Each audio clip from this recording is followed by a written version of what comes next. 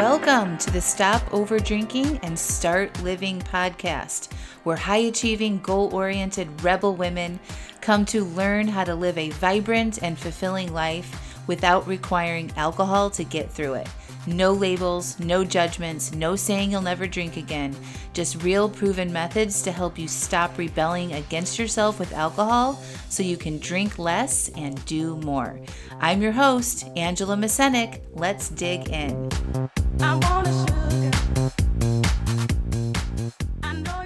Welcome to episode 373.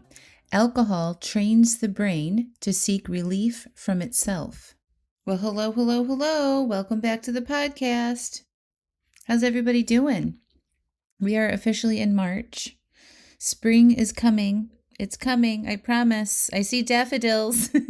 I see green little buds on the trees out there. Some days are warmer than others. It's happening. So I'm constantly talking about this truth that alcohol creates anxiety and difficult stress feelings. And then we respond to that heightened level of anxiety and stress by drinking more.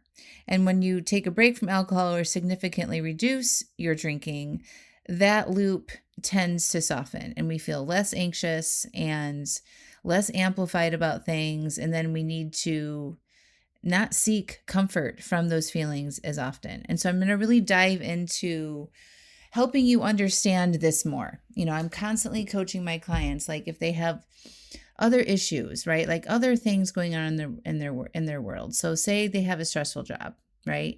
When you're drinking on the regular, your job feels more stressful. Your mind has more racing, anxious thoughts. You are more quick to respond to things. You're more reactive. Okay. And when people cut back or take a break from drinking or quit, they notice that they feel more even. They don't have those quick reactions. They're less reactive. They feel better. They feel more calm, happier, less anxious. And I'm going to get into the sort of the science behind that today in this episode, because I think it's really important for you to understand this cycle so that you can understand it more and then hopefully be motivated to, change that cycle and see when it's happening in real time. So I want you to think about your relationship with alcohol. So have you noticed that maybe the reason you drink has changed over time? Maybe in the beginning it was more about fun or celebration or relaxation, right? So that's definitely how it was with me. When I first started drinking, it was just like the party time, right? I did it to socially connect with people and to loosen up, but it wasn't really to feel better, right? I don't remember drinking to feel better or to take the edge off, right? So again, usually we start out by doing fun things. It's celebratory, socializing, that kind of thing. A glass of wine with friends, cocktails on vacation, something to unwind after work. And at first, it feels and works exactly the way we expect it to. You drink to feel more relaxed. Your shoulders drop a little bit. Your thoughts slow down a little. You feel more open, maybe more connected, right? And your brain notices that shift. It's mapping and paying attention. It's like a computer program, all right? So your brain is always learning from your experiences. So when something reliably changes how we feel, your brain is paying attention to that because it wants to be efficient, right? And spend less energy on helping you feel a certain way. And it starts to make some associations. Alcohol helps you relax. Alcohol helps you connect. Alcohol helps you take the edge off. And at the beginning, this idea, this equation that your brain has is pretty simple. And you drink and you feel good. And then there's something else happening in the background that most of you probably have never heard explained. And I actually have been doing some research on this because I really wanted to help explain why you feel more anxious when you drink. And I learned this in this research. So basically, your brain's number one job is balance. It's homeostasis, right? So that even feeling. And your nervous system is constantly trying to keep things stable. Think of it like a thermostat in your house or in your car. So when you think about the thermostat in your home, Let's say we like to get to 70 degrees. If the house gets too cold, the heater kicks on. If it gets too hot, the air conditioning turns on, just to keep in that homeostasis, right? That balance of that equal temperature of 70 degrees. And so the system is always adjusting back and forth, back to that set point, right? And your brain works actually in a very similar way. It's always trying to keep your nervous system in balance. So now imagine alcohol is like a big space heater in your living room, blasting, right? You turn it on, suddenly the room warms up really fast. I experienced this in Portugal with the splits, that's what they're called. So it's not central heating and air conditioning. They have these splits in every room, and they blast on when it gets too cold until it reaches the temperature, and then they turn off, right? So think about this with your brain. So imagine alcohol is like this big space heater that you bring into your living room. You turn it on, suddenly the room warms up really fast. That's that relaxing feeling that people notice when they drink. The nervous system slows down, stress signals quiet, your body softens, that racing mind of yours quiets down, right? But the thermostat notices this, okay? Your nervous system notices this. And it's basically like, whoa, whoa, things are getting way too warm in here. It's getting hot in here. Not going to tell you to take off all of your clothes. If you know what song I'm referring to, you can have a little giggle. But anyway, it's basically telling you, whoa, things are getting too hot in here. And it starts blasting the air conditioning to cool the room back down. That's your nervous system regulating. So while the space heater is still running, you don't really notice the air conditioning that much. The room still feels warm and comfortable, but eventually the heater's going to turn off. And now the air conditioning is blasting. Suddenly the room feels very cold than it did before. And that's essentially what's happening with your nervous system and alcohol. Alcohol slows it down, right? And your brain releases stress chemicals to push things back to balance. Okay. And at first you don't notice this happening because alcohol is still in your system. Maybe you're sleeping. The relaxing effect is strong, but as the alcohol wears off, the stress response is there. And that's what all the addiction researchers and scientists call this rebound stress chemistry. Your nervous system swings the other direction. And this is why when people wake up the next day after drinking, they might feel a little off. Nothing terrible has happened. Life is basically fine, but something feels unsettled. You might feel busier than usual, a little bit more frantic, like you got to hurry up to get things done. You might feel more irritable, less patient, a little anxious. Some people notice it physically. Your heart feels like maybe it's beating a little faster. Right? So maybe you feel hotter or sweatier. You might feel restless. Maybe you wake up at 3 a.m, your brain is spinning. Your nervous system is basically trying to rebalance itself after being pushed down by alcohol, right? Because that's not a natural thing. Alcohol in your brain, in your system, is not natural. And it's not natural for your brain to be pushed down and suppressed that way. Because remember, alcohol is a suppressant, depressant.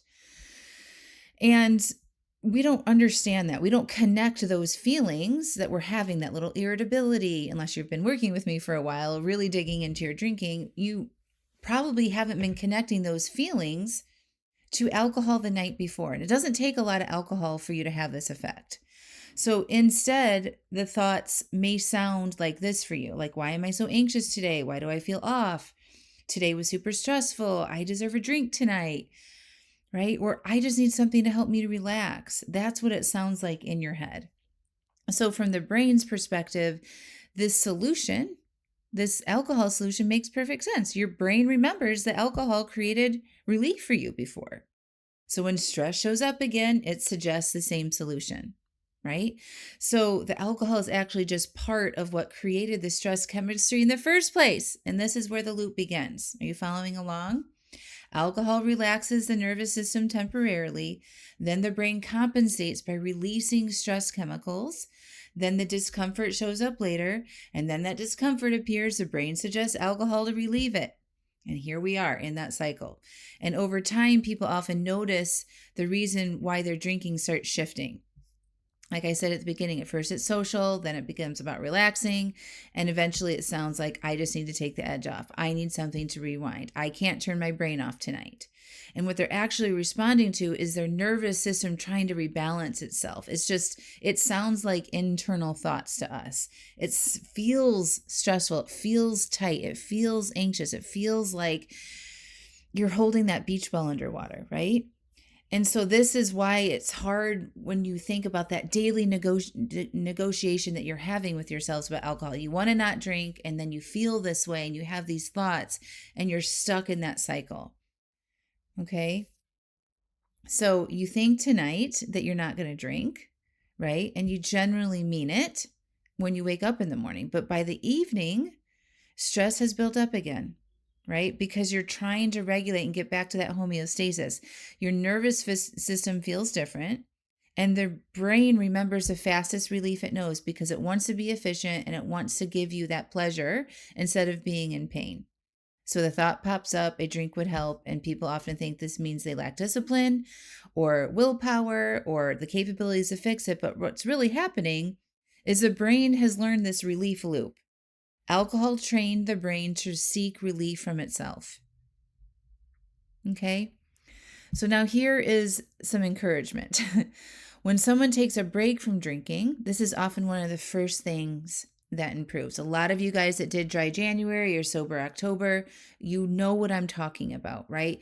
You feel better. You feel energetically better. You're not so up and down with your nervous system and regulating things. You feel less anxious, you feel more stable. Your morning anxiety decreases. Your emotional baseline starts feeling more even. You aren't so responsive and quick to react to things, right? So your thermostat, your internal thermostat starts recalibrating. And when you start to see this happening, a lot of the shame can start to fall away for yourself because it's not something inherently wrong with you, right? So alcohol trains your brain to react to this. It's like when you drink alcohol, your brain gets stressed, right? In the moment it's not stressed, it feels a little bit relaxed, but the next day it feels stressed, and then you got to seek relief from that stress. So it's adding more stress to your life than what already exists. Okay? Your brain has just learned a very efficient way to regulate it. And because this is a learned behavior, it wasn't like this in the beginning, right? Do you recognize that? This was a learned behavior for you. The good news is it can be unlearned. It can be unlearned by learning how to feel your feelings, how to regulate yourself, how to, regulate your nervous system, how to nurture yourself, take care of yourself when it feels this way, instead of turning to the easy button, which is alcohol, which starts that cycle all over again. Okay.